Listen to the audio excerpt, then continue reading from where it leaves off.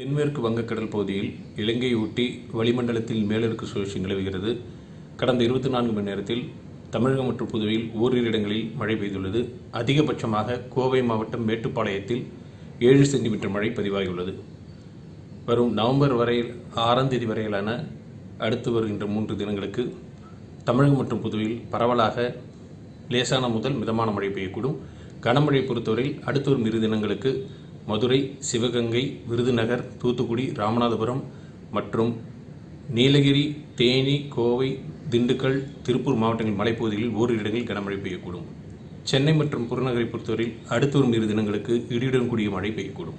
தென்மேற்கு வங்கக்கடல் பகுதியில் இலங்கையை ஒட்டி வளிமண்டலத்தில் மேலடுக்கு சுழற்சி நிலவுகிறது.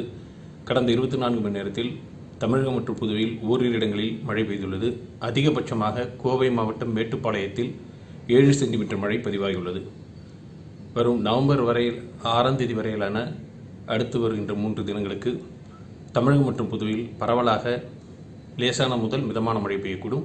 கனமழை பொறுத்தவரையில் அடுத்து வரும் 2 தினங்களுக்கு மதுரை, சிவகங்கை, விருதுநகர், தூத்துக்குடி, ராமநாதபுரம் மற்றும் நீலகிரி, தேனி, கோவை, திண்டுக்கல், திருப்பூர் மாவட்டங்களின் மலைப்பகுதிகளில் ஓரிரு இடங்களில் கனமழை பெய்யக்கூடும்.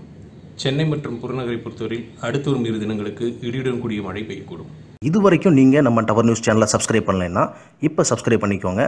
சப்ஸ்கிரைப் பட்டனுக்கு பக்கத்தில் இருக்கக்கூடிய பெல் பட்டனையும் கிளிக் பண்ணிக்கோங்க. அப்போ தான் நம்ம போடக்கூடிய வீடியோக்களுக்கு உங்களுக்கு உடனடியாக நோட்டிஃபிகேஷன் வரும், நீங்கள் பார்க்க முடியும்.